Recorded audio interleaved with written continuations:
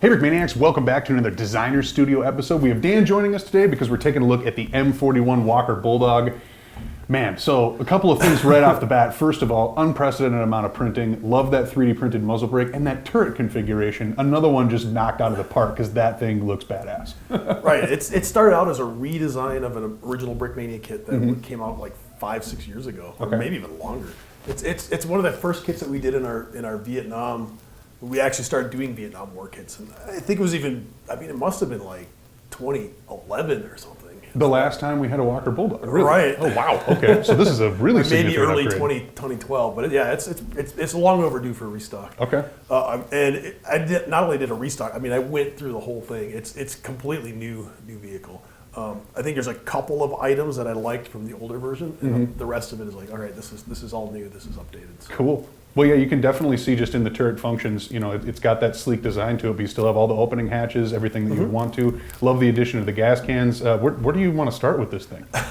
Well, we can I guess just show off all the features. It has the sleek lines. The Walker Bulldog was an updated version, you know, the light tank concept, the scout tank. So it's basically a World War II concept. And the tank at the time was the Chaffee, M24 Chaffee, and it had that same low velocity gun, the 75 millimeter gun that the Sherman had at the time. Sure. And they wanted something a little bit better, a little bit faster, and they came up with this. This is basically the post World War II equivalent of a light tank, and it's big, but it's lightly armored. It has a big gun. That's a 76 millimeter gun, really comparable to the gun that was in the upgun Sherman, so the EZ-8 Sherman or the 76 millimeter Sherman. They do have the muzzle brake bore extractor combination, which we had 3D printed. Our 3D print team came up with that. So brick arms barrel. We did print. Yeah, no stickers on this whole thing. Yeah, there's not a sticker in sight on this. It was kind of like, well, let's do it the way we want to do it. And once I got started with the details, I got a little carried away. So no nonsense. To your benefit, though. Right. It has a lot of unique pieces. So I wanted it to look like it was in field, and this never really served very long in the United States Army. Right. It arrived in Korea too late to really participate in the war. So it was there at the very end, and it actually stayed in Korea as part of the peacekeeper force there. Many were sent to Europe as part of the American presence in Germany and in the occupation. And it didn't last very long in the U.S. Army, so they were withdrawn from the U.S. Army because the Army adopted a main battle tank. Right, the Patton series. Right. So the Pattons, they said, this is all, we're going to have one tank, and if we're going to have anything that's a light tank, it has to be air mobile. This thing's too big to fit in any of the aircraft at the time. Oh, interesting. So we have no use for this tank. It's not like air deployable. We can't fly it into Berlin when the Germans or the Russians decide they're not push cut off land traffic. So they didn't really have much of a use for it. So what they ended up doing is giving it to all of our allies. So a lot of these ended up in Europe. Okay. The fort like Denmark and Germany, they all use this tank as one of their tanks because it's a light tank and they didn't have to get it to the theater where the likely combat would be. Right. It was already in Europe, so they just gave them to the Allies. Likewise, when the French pulled out of Vietnam, involvement and the partition happened, many of these were given to the government of South Vietnam. Right.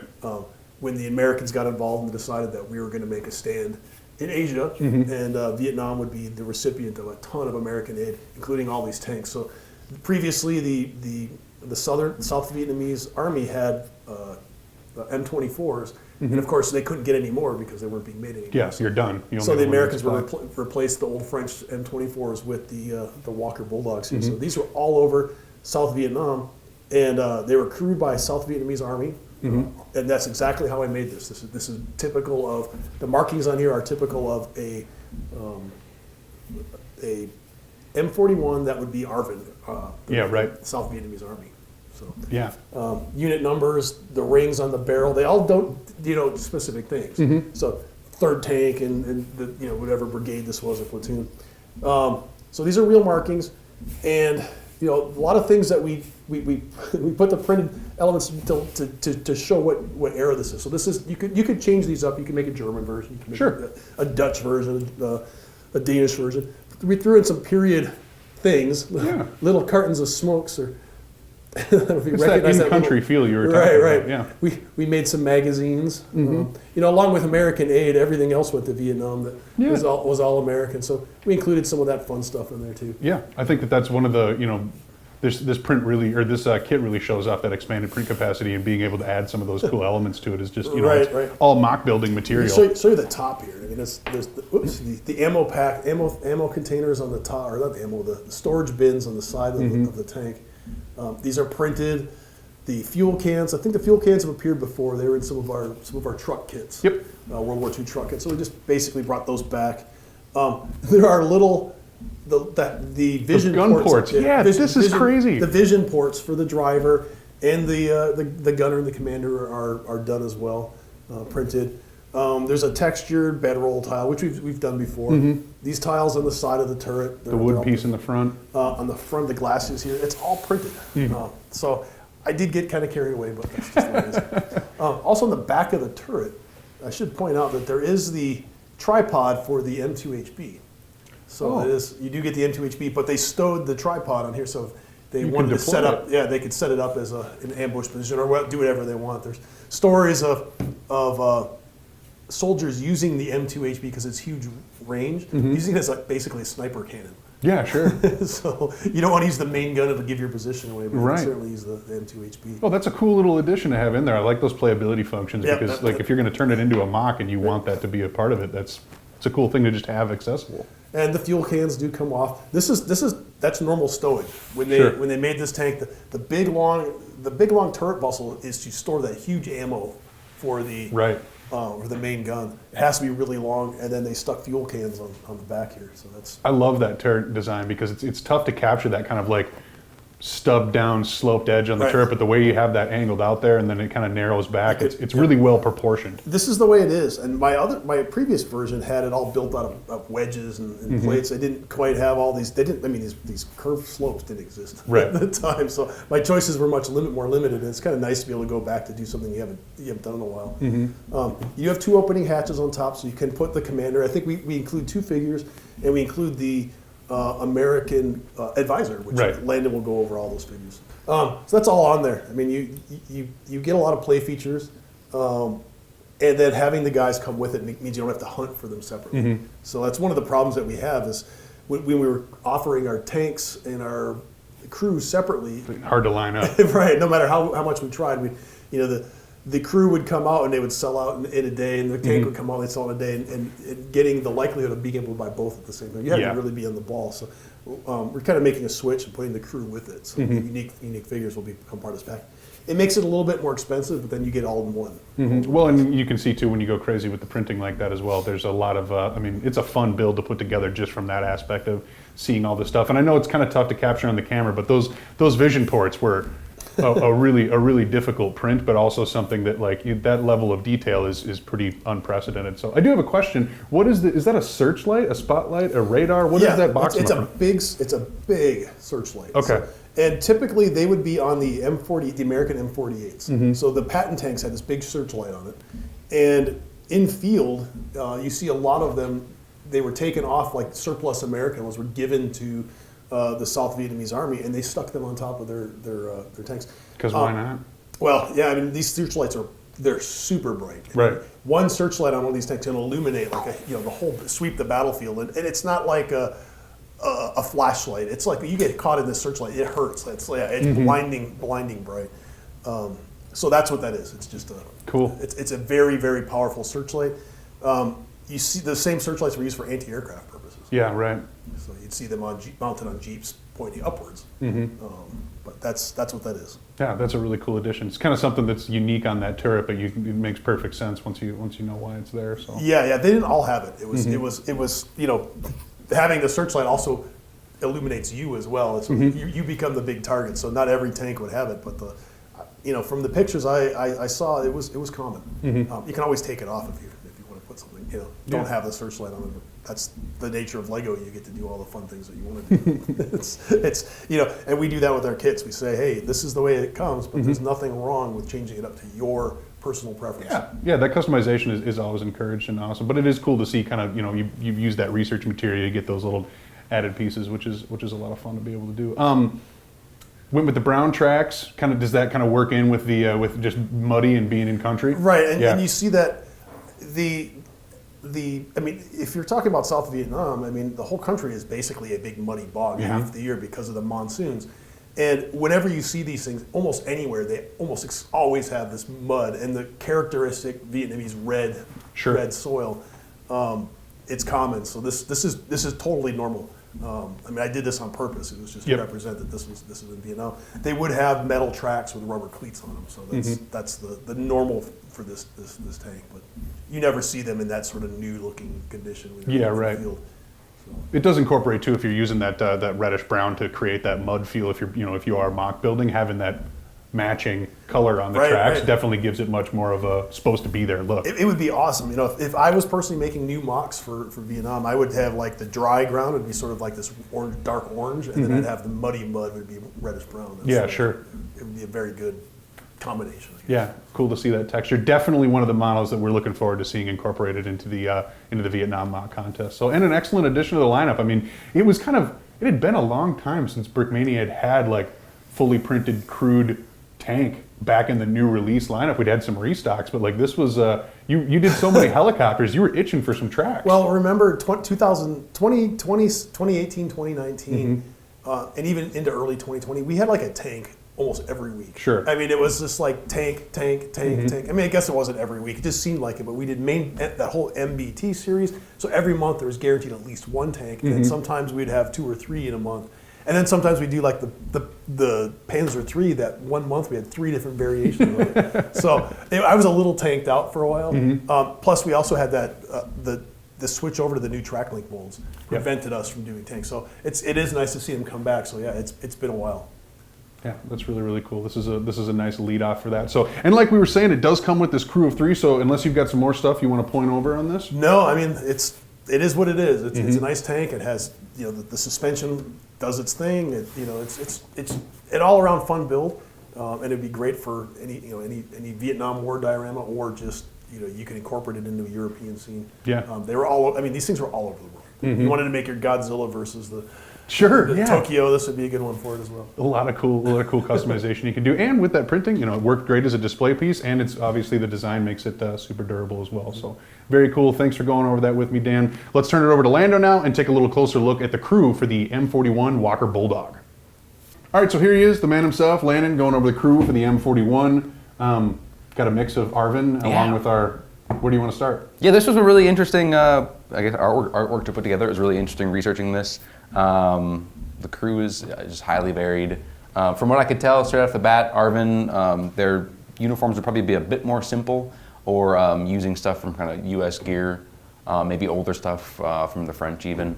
But it was just a fun kit to put together artwork for. I'm loving the advisor. That was kind of a last-minute request by Dan for the kit. And he's like, hey, what if we throw in this advisor minifigure, kind of like I don't know. It's going to be one of the more sought-after figures, I think, because it's just it's and cool. It comes with it's a perfect caliber. It looks fantastic. So it's like the cherry on top of the ice cream cone. Wait, do they put whatever? We're going somewhere with that. Arvin dude's uniform. Let's start with the basic guy. Incredibly simple. It's literally just the